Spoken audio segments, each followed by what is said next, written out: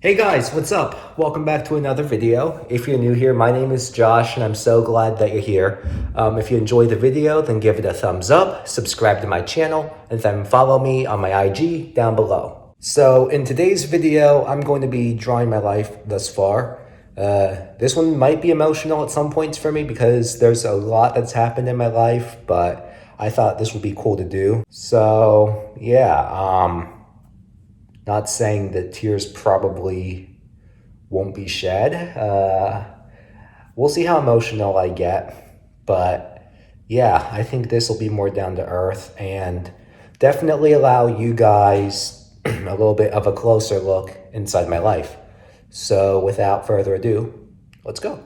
So I was born in Gwangju, South Korea in 2002.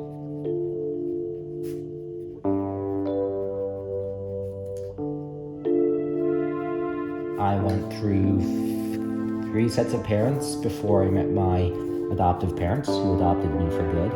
So basically, my birth parents had me when I think mom was 17 or 18 and dad would have been 16 or 17 because I remember that he was younger than she was. Just a disclaimer, because these are going to be quick drawings, I kind of suck at quick drawings. If I take my time, I can do kind of well, but until then, not really. So yeah, mom and dad had me at a pretty young age, and I don't think that they could provide for me as much as they should have, or much less at all, because they were still teenagers, and basically they had to give me up, and that was really, really sad. I think I was 3 days old when I was put into the registry. So 3 days old, I went to another mom. She was a registered foster mom in Korea, and she had me for a month. So I'd been jumping through 2 sets of parents at that point, and then I went to another family. There was a dad, there was my mom, and then there was my sister. And they all cared for me in the most dear way possible. I had a very, very, very good life with them, and I was very happy because I was starting to get used to some stability in my life.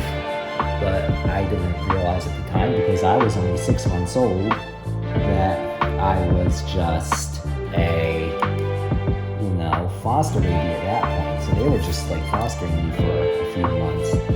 And at the time that I was a screaming baby, and 6 months was half of my first year alive. So they had me for 6 months because I was 7 months old when my adoptive parents would finally come and get me. So mom and dad met in middle school, and then they never dated until later in life because they went to separate high schools. But I was one confused baby, and I was not very happy being taken away from my foster parents. There was some stability in my life there. Adoption's rough enough as is.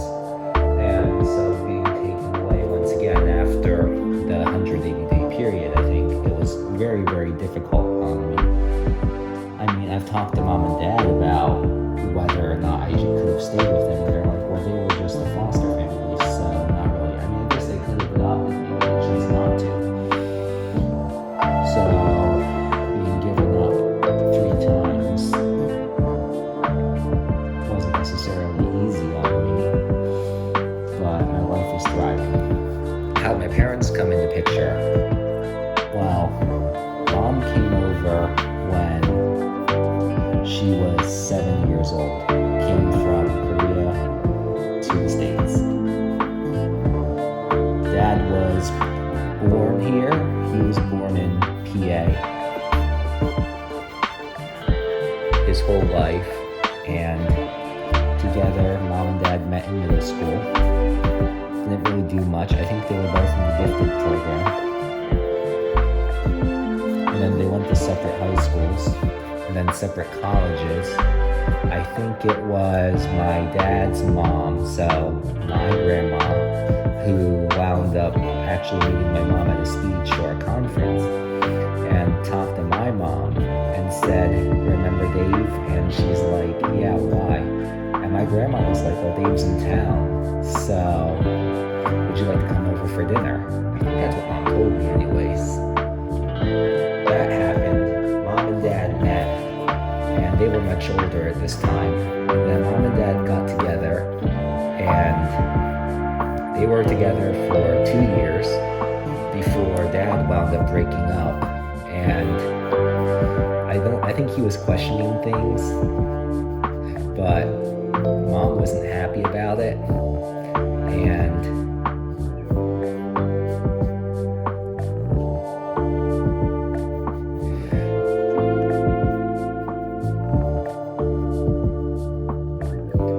Mom was settling at that point. So they separated for a couple months, I think. But then they got back together and got married.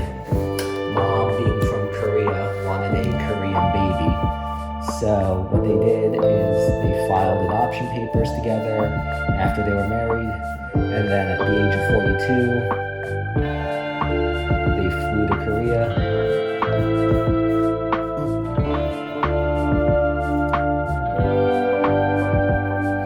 And then there, in Korea, at the destination, they met me.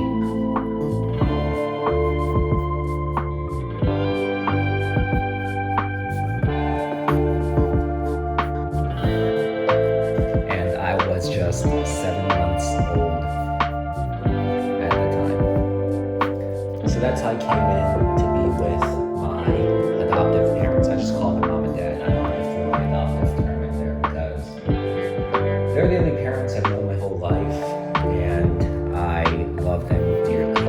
That love, however, came with a price. For my first 3 or 4 years or so, I was a very, very unhappy kid. I wasn't sleeping at night, regardless of whether I was in a crib or a bed. I was always crying and screaming, because I was very, very confused, wasn't sleeping well. So of course I was miserable. And not even having my poor father lay on the floor, selfless as he was,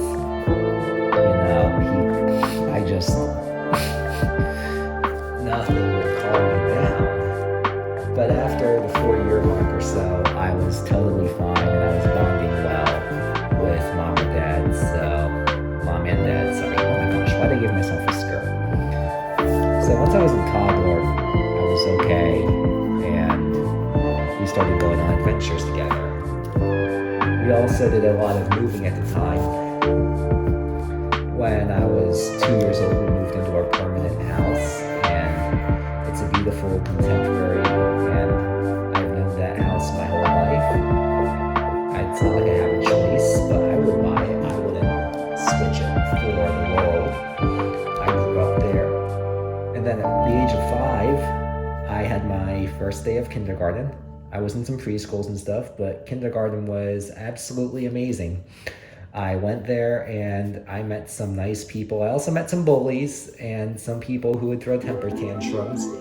I was very, very happy. The teacher was a little bit overwhelming, but with how much she did, she was really, really nice though.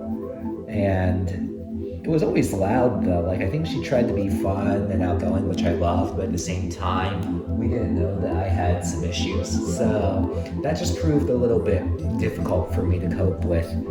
So I almost felt like I was an outcast in a way, but other than that, I was fine. So I went to this school from kindergarten to 4th grade. So like I said, from kindergarten to 4th grade, I was at a private school, and I left after 4th grade. In 5th grade, I became homeschooled because I was, first of all, very, very stressed. Actually, in my 2nd grade, I was diagnosed with autism and Asperger's, so that wasn't fun. I think that there hadn't been a lot of research at the time. Asperger's is something, I think autism as well, is something that's being taken more seriously and was relatively new. But the doctor said Asperger's autism, which means that sometimes I need to hear things twice, or I can't focus. And Asperger's and autism are difficult because they lean similar to ADHD, but while they're somewhat similar, they're also very, very different. Because I think someone said with ADHD, they almost are near impossible. Like, it's near impossible for them to get things done. However, with autism, I can still get things done. I just need to focus. But ADHD makes it very much more difficult, even on the spectrum, as I am. Also, I had somewhat of a learning disability, so that was also making it difficult. There was so much homework, and Mom was a little bit temperamental at the time, and this is honestly how I felt compared to her.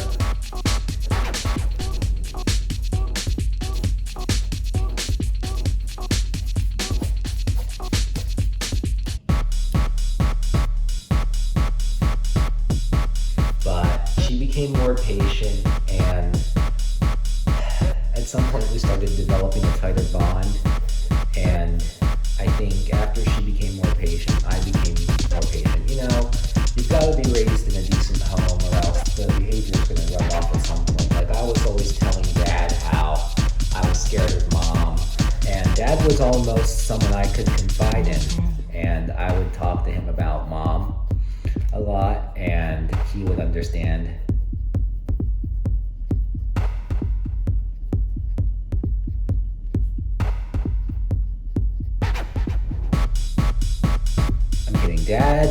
Dad never said that. Just a disclaimer, he never said that. Don't worry, I'm not trying to wreck your marriage here. Homeschooling was great for the first few years, honestly. It allowed me to have more flexibility in my schedule, and I think it allowed some bonding time between Mom and I. Also, what wound up happening is I started taking piano lessons, which I became very, very good at. And I had a rapid development. You see, if I had done piano in regular school, just because of my autism and just the way I was wired, that would have been very, very difficult on top of homework and everything. So I think part of it was also maturity, because I'm in college and I'm doing fine, but we'll get to that later. Piano lessons, and I absolutely love music. It's always been a part of me. Wouldn't trade it for the world. Piano lessons were great. I had one teacher who I was with for 4 months, and she moved me on to another teacher because I was rapidly developing, and I was very, very, very, very happy. Mom was, I think, surprised at just the rapid development of myself and the rapid development of my musical skills. So comes middle school, 7th and 8th grade, and I was starting to become a teenager and a little bit more rebellious. Trying to give myself beefy arms because I wanted to be the big man of the house. And I was always challenging Mom's authority, which wasn't necessarily the best thing for me to do. And yeah, I was doing a lot of things I shouldn't have. I don't mean like illegal, but I was either rebelling against Mom or not telling her the truth all the time. And I just remember that at some point I just grew out of it, I think. I don't know what it was. I think it was puberty and my learning disability. I also didn't know how to ask for help, which was difficult. And at some point, I don't even think I realized that I was lying to her, just because it was that. Well, sometimes I felt like her reactions were always worse if I told her the truth. And at some point, she was telling me that if I tell the truth, there's a 25% versus a 100% chance if I told a lie that I would get in trouble.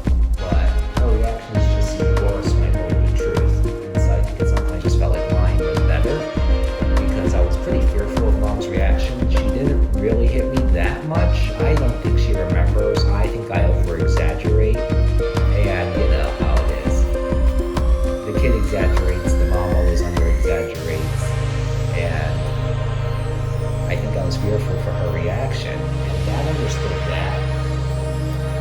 So that was middle school, but I grew out of it, and then by 10th grade I was starting to mellow out, and that's when I started taking more lessons for music, and I was excelling. We'll talk about that. So music lessons were going very, very well. Piano lessons for 8 years. Actually, we're starting to learn guitar formally just because we're teaching ourselves songs by Ed Sheeran. Didn't really have formal lessons. And then also was practicing my own vocals, which according to mom sounded absolutely terrible. I was absolutely off pitch and everything, off key, off rhythm, whatever you want to say. And it was often very, very late at night when I was talking to a girl. And, so that was that part. Talk about the stages of when I was 17. Yeah, I was 17 at the time in 2019 when I think it was. 2019 was a rough year. It was in July that my grandma over here, Dad's mom, she fell and had a hairline fracture on her back. And that was not fun because she was on opioids for the pain and was also dementia, so the medicine messed with her mind, and she kind of went into this state of not knowing where she was or who she was, why we were forcing her to move because she lived 5 hours away from us. And we just realized at that point she couldn't be alone anymore because driving 5 hours every time something happened wasn't ideal. So that was rough, and I think she was in the hospital and her blood cell count was also elevated. I remember mom was telling me. And it was the first time I started questioning, because she was so healthy, that if I would see her again. And I remember the last thing I told her was that I love you. I've always had such a tight bond with her, and she's been my rock for 19 years of my life, was there for me through everything. So I don't think that in 2019 I was prepared that she might go, and I wasn't ready for it. So in 2019, it was, I think from all the stress that Dad wouldn't show, but his kidney disease had returned, so that wasn't fun. And he went on this medication by his doctor that compromised his immune system. And, this wasn't good. It was in November, also around the time of Thanksgiving 2 years ago, that he fell ill with a 102 fever, and we thought it was just a cold and a flu. But his doctor said take him to the ER, so we did, and I figured they were going to monitor him for 24 hours, and he would be discharged the next day just to make sure that everything was okay. Because of his compromised immune system, he caught 2 more infections when he was in there. And that's the other case where I told people, it's more an aspect of Dad's life than my life that he was in the hospital at least once a year because his body would overreact to dehydration. He had vasovagal syncope, and he would be on the verge of passing out. But those were minor because he would stick the IV in his arm. They'd just watch his numbers, probably overnight. Sometimes he'd be discharged the same day, but he was fine. When he got 2 infections in the hospital, he was in the hospital for 9 days. And I think I was staying strong for Mom because I knew that she needed me at the time. But, it's what I can say without a doubt that we almost lost him because with his immunity not being as strong as it was, he was on the strongest antibiotics, and for the first couple of days they weren't working. Finally the medicine worked, but I don't know. Where was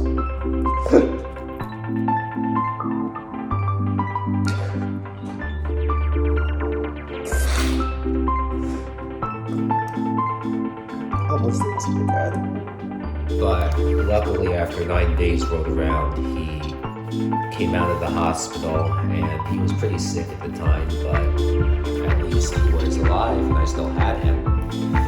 He seemed to be getting better, so I was pretty happy about that. Then in 2020, I think we all know what year this was, SARS-2 Corona hit, and a lot of questions were being raised about whether Corona was a cold or whether it was a flu.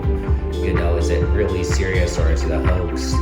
I think all this had come up because, you know, colds are all coronaviruses and stuff, and very, very similar. It just happens that SARS-2 might be a little bit more dangerous. But of course, we all went into lockdown. We all had masks on our face, which was cool because it kind of disguised who you were.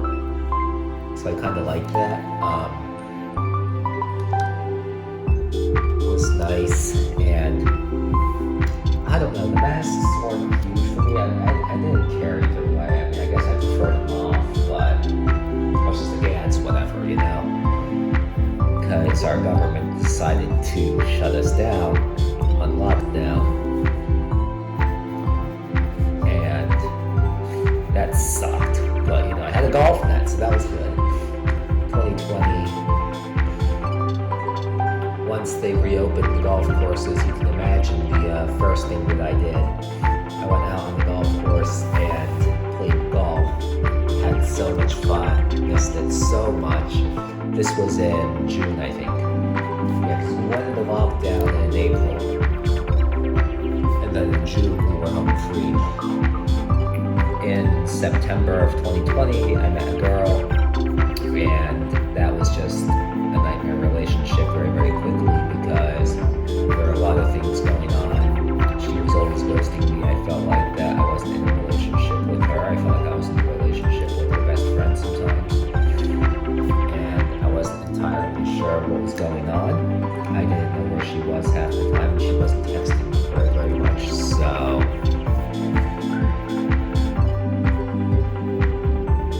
that was a rough relationship, roughest 3 months of my life, I think, in a way, because Dad was 9 days, Grandma was probably rough, but when she got moved, that was fine. This girl was just ghosting me, and at some point, I think I just broke it off because I was like, I can't be doing this anymore. And I've remained single ever since. In 2021, my senior year, and oh my gosh, I graduated. So I know that some of you are like that you were homeschooled, but yes, I was. But I also had my friends just because I went to football games, and that was a lot of fun. I got the girls a lot, which was a lot of fun. I was a very, very happy camper, always taking selfies, which was cool. Just like that, taking selfies with them, and I've met a lot of friends that way. Also, come 2020. Also in 2020 was also momentous because that's when I joined the volunteer fire department. So I got into this heavy gear and stuff, all the boots, all the gear that you see, and that was a lot of fun. I really enjoy it because 2020 was tough. I feel like I hadn't seen anyone, so meeting all these great guys and having almost what seemed like a second family at the fire station was fun. And we would bust on each other all the time. It's a group of guys, basically. It's like your second family. It's like having a bunch of big brothers around. And I'm very, very glad I did that. Very, very glad I made a difference in my community. And it's definitely something I'm thinking about as my future career. Going through more training to get more certifications, and I'll do a full-time firefighter paramedic thing. 2021, studying music.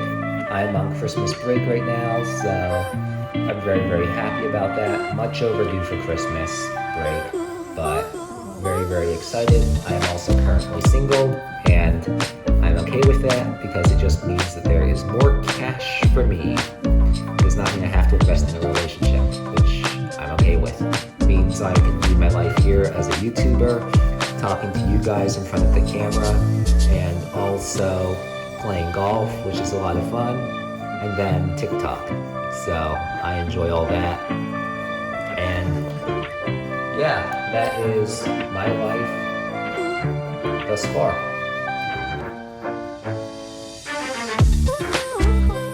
Alright guys, that's going to wrap up today's video. I hope that you enjoyed it. If you did, then give it a thumbs up, subscribe to my channel, and then follow me on my IG down below. I know I got emotional in there, but I'm kind of glad I did because I think it made it more down to earth and realizing that no life is perfect. So I just wanted to say real quickly, if anyone who's watched this video is going through the same thing as me, or has gone through the same thing, whether cancer survivor, losing someone, or is currently working through something where one of your parents or your loved one is sick, you have all my love and support and prayers. I just wanted you to know that, and feel free to DM me because I would be more than happy to talk with you and make sure that you're okay. Guys, that's going to be it. I'll see y'all tomorrow. Peace out and see ya.